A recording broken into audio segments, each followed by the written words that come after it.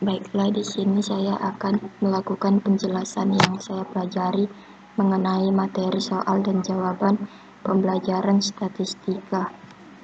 Nah, di sini kita dapat melihat ada 3 contoh jawaban dan soal yang saya lakukan.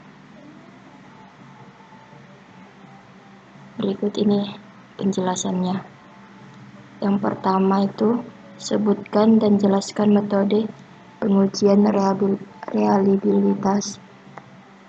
Jawabannya yaitu ada 3 pengujian reliabilitas instrumen, antara lain A. Teknik paralel atau parallel form atau alternative form. Teknik paralel disebut juga teknik double test double trial. Sejak awal penelitian harus sudah menyusun 2 perangkat instrumen yang paralel atau ekuivalen, yaitu 2 buah instrumen yang disusun berdasarkan 1 buah kisi-kisi. Setiap butir soal dari instrumen yang selalu harus dapat dicarikan pasangannya dari instrumen kedua. Kedua instrumen tersebut diuji cobakan semua. Sesudah kedua uji coba terlaksana, maka hasil instrumen tersebut dihitung korelasinya dengan menggunakan rumus produk momen atau korelasi Pearson. Yang B itu ada teknik ulang atau test retest, disebut juga dengan teknik single test double trial. Menggunakan instrumen namun dites 2 kali. Hasil atau skor pertama dan kedua kemudian dikorelasikan untuk mengetahui besarnya indeks reliabilitas. Teknik perhitungan yang digunakan sama dengan yang digunakan pada teknik pertama, yaitu rumus korelasi Pearson. Reliabilitas test retest adalah seperangkat besar derajat skor tes konsisten dari waktu ke waktu. Reliabilitas diukur dengan menentukan hubungan antara skor hasil penyajian tes yang sama kepada kelompok yang sama pada waktu yang berbeda. Yang C-nya itu ada teknik belah 2 atau split half method, disebut juga dengan single test single trial. Penelitian boleh hanya memiliki seperangkat instrumen saja dan hanya diuji cobakan 1 kali. Kemudian hasilnya dianalisis, yaitu dengan cara membelah seluruh instrumen menjadi 2 sama besar. Cara yang diambil untuk membelah soal bisa dengan membelah atas dasar nomor ganjil genap atau dasar nomor awal akhir, dan dengan cara undian. Nah, soal yang kedua itu ada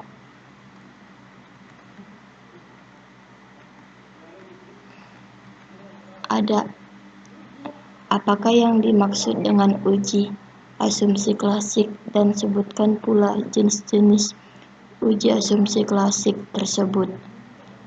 Nah, di sini uji asumsi klasik adalah pernyataan statistik yang harus dipenuhi pada analisis regresi linear berganda yang berbasis ordinary least squared atau OLS.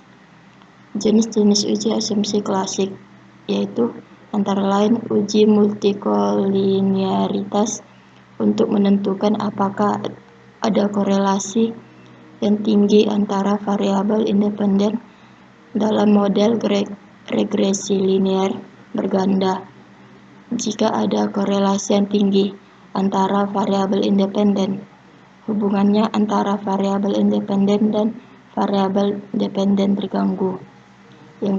Yang B-nya itu uji heteroskedastisitas.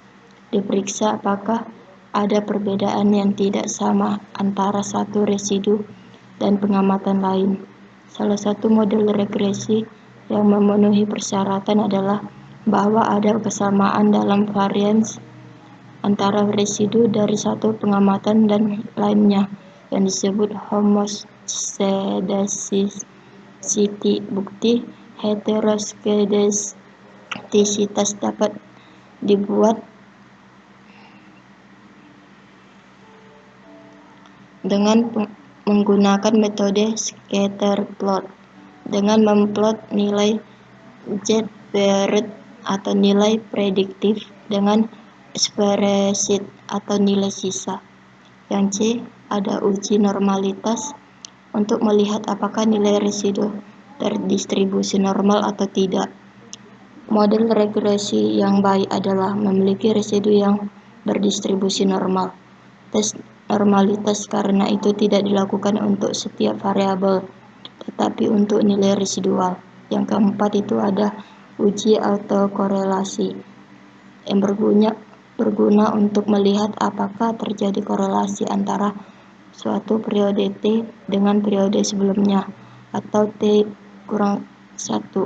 Secara sederhana, analisis regresi terdiri dari menguji pengaruh variabel independen terhadap variabel dependen, sehingga tidak boleh ada korelasi antara pengamatan dan data observasi sebelumnya. Yang kelima itu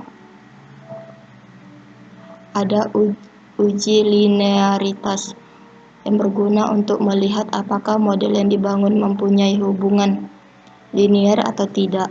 Tes ini jarang digunakan dalam beberapa studi karena model biasanya dibangun atas dasar studi teoritis bahwa hubungan antara variabel independen dan variabel dependen adalah linear.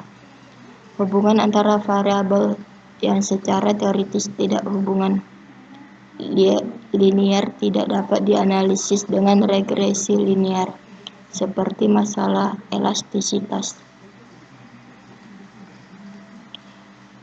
Pertanyaan yang ketiga yaitu 10 pegawai di PT Samudra penghasilan sebulannya adalah satuan Rp1.000 adalah sebagai berikut: 90, 120, 160, 180, 190, 90, 180, 70, 160. Untuk mencari min atau rata-rata, data tersebut tidak perlu diurutkan nilainya seperti dalam mencari median, tetapi dapat langsung dijumlahkan kemudian dibagi dengan jumlah individu dalam kelompok tersebut. Berdasarkan data tersebut, maka min dapat dihitung yaitu ME sama dengan 90 ditambah 120 ditambah 160 ditambah 60 ditambah 180 ditambah 190 ditambah 180 ditambah 70 ditambah 160 dibagi 10. ME sama dengan Rp150.000. Jadi penghasilan rata-rata pegawai di PT Samudra yaitu Rp150.000. Nah, inilah 3 contoh jawaban dan soal yang saya lakukan. Terima kasih.